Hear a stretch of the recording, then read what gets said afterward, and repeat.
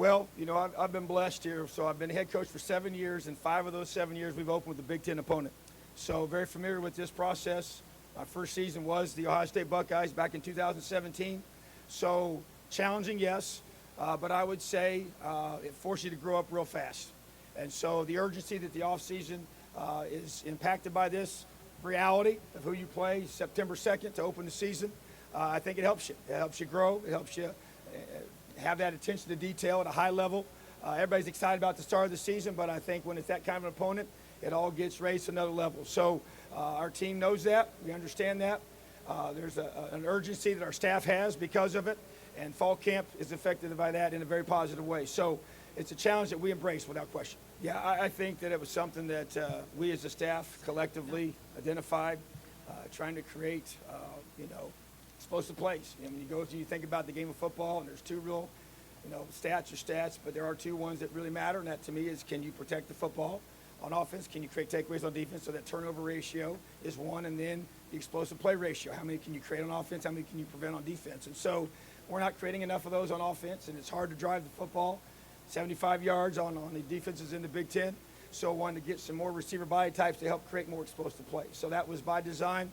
And even in the portal mindset to go after that, as well as even as we're recruiting guys in our current roster. So definitely by design as a staff to be able to try to create more explosion by our offense. Well, I think that, like I said, just fast forwards everything.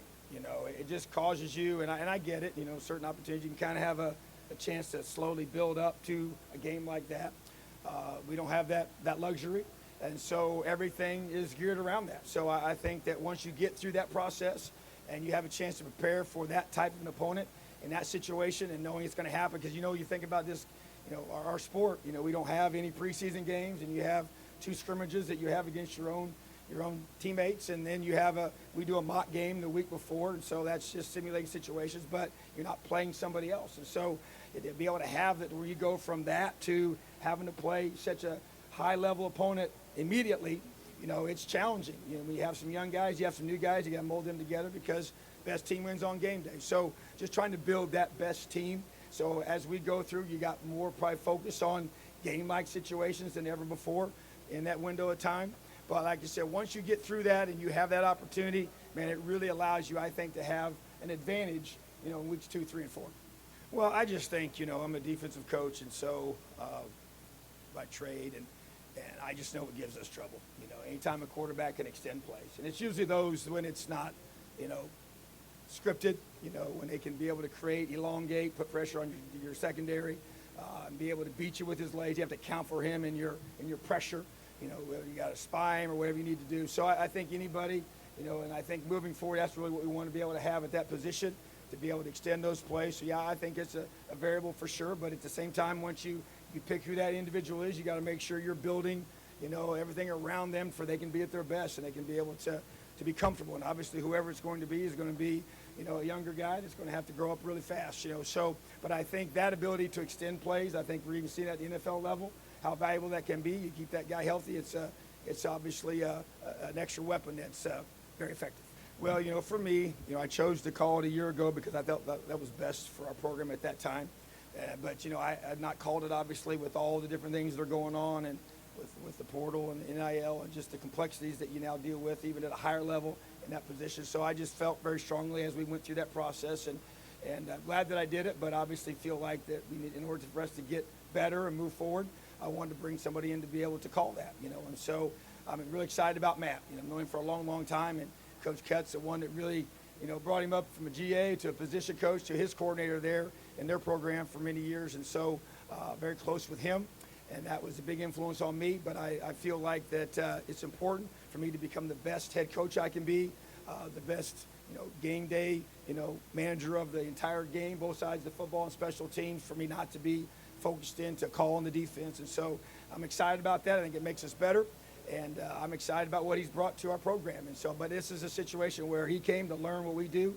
We have a system we believe in, and I want to make sure we stick with that, which we will, because our players believe in it. It fits our personnel and what we do, and I think he was a great complement to that. So it brought some ideas for sure, but also I want to be able to have the ability and the flexibility to be in that offensive meeting time as well, making sure that everything in all three phases is being where we need to be able to be our best on game day.